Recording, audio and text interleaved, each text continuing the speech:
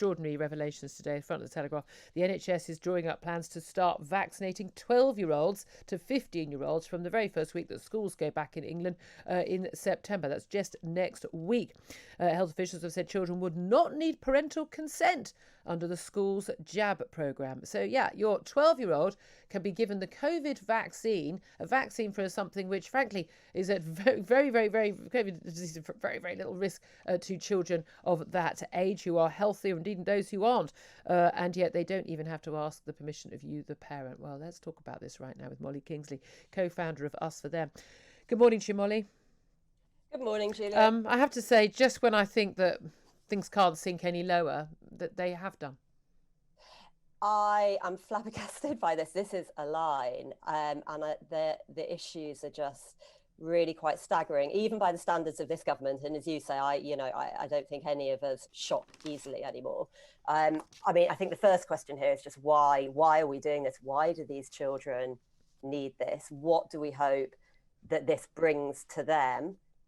Over and above whatever natural immunity would have brought to them. Many of them now have antibodies. We know, 60%, about a month ago, 60% of under 18s had antibodies. They've not been jabbed. They've caught it naturally, and they've barely probably even had more than a sniffle or a cough for a week, and they're fine.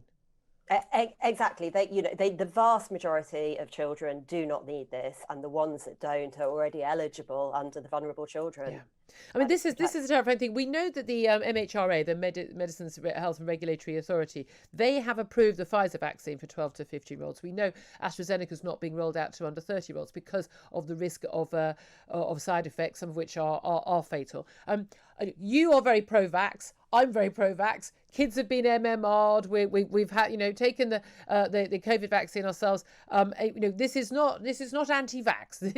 This is pro-children. This is pro-life. The reality is any health treatment contains with it some risks. There are some people who are allergic to paracetamol, for goodness sake. And the thing is, we know with this vaccine, although, yes, it has been rolled out to children as young as 12, even younger in some other countries, the evidence we know, because the JCVI, the body that looks at the rollout, the evidence is certainly not clear yet that this is a safe procedure. They've approved, despite we've not actually seen the evidence for which they've given to approve this, the jab for 16 to 17-year-olds, but only one jab, because they think that the side effects after a second jab are greater and therefore not worth the risk.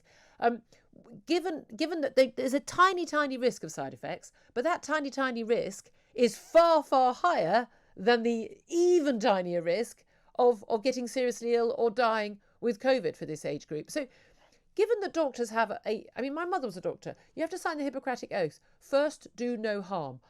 On what basis could any doctor or nurse roll out, or any health official roll out a vaccine for children which supposedly protects them from disease for which they are infinitesimally small risk, when there is clearly a known risk of harm to them from the vaccine? I find that almost unbelievable that could happen in this country. I think it's right. It is almost unbelievable. And I think, the other issue here, and that, I think the thing that really tips it over the line is that we're suggesting that these 12-year-olds can give their own consent to this. Yeah. So not only are we doing it, but we are we're usurping the role of the parent. Now, the Telegraph article that led this story talks about Gillick competence, but Gillick competence was designed for something very, very different. That was designed specifically for the use in a single cases where children would be at risk if they didn't otherwise receive a treatment. It was never intended for the state to be able to usurp the role of the parent. And particularly here, if you think about, what's happened in the months before, I mean, do we really think that children are going to be in a position to give informed consent? Yeah, of course they're not. And this thing, but even if it were happening with parental consent, I mean, as you say, I think that is just where you are going completely over the line there. But even if that were the case, it would still be utterly outrageous of them to do it, because we're told the reason why the government wants to do this is because there's a public demand for it. The public are saying, we're terrified for our children, we think our children should be vaccinated. Anyone who is terrified for their children for COVID, frankly, is an idiot. They haven't looked at any of the facts. They haven't been listening to the debate. They're not aware of the statistics. The risk to children from this virus is unbelievably small. Now, the children are at far more risk of dying of measles, and we don't force MMR on children without parents' consent. And that Well, people would be outraged by that. and actually, Julia, this is a really good point, because, of course, the other thing we found out this week was that rates of vaccination for the other essential childhood vaccinations, like MNR, are falling off a cliff. And, you know, there'll be lots of reasons for that, so you don't want to extrapolate too much. But actually, anything that blows a hole through the trust in vaccination programs, as this will. I mean, I wonder about this. What will parents actually do? Because it seems to me now that if you have a 12-year-old and you're concerned about this, there are real questions about whether you can send your child into school in the week that this is being. I mean, this is it. I mean, I certainly will be writing to my daughter's head teacher to point out that my daughter will not be having the jab. I'll explain very clearly to my child the reasons why. And again, I'm as pro-vax as you can possibly be.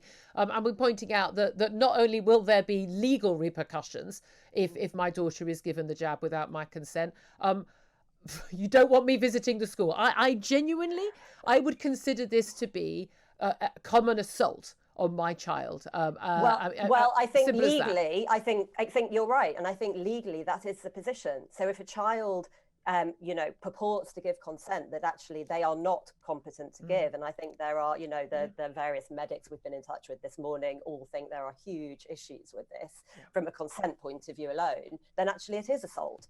And actually this puts schools and head teachers, I mean, I am amazed that they actually want to do this, if they do, because this puts them in a really, really difficult and exposed position. Yeah, indeed. Although, of course, we've had some teaching unions like the International Education Union saying all children need to be vaccinated for it to be safe for teachers. Again, absolute nonsense. Or we need all the children vaccinated so they don't have to be sent home from school. Again, absolute nonsense. Children are not at risk in any meaningful way. If you're a healthy child, you're not at risk from this disease.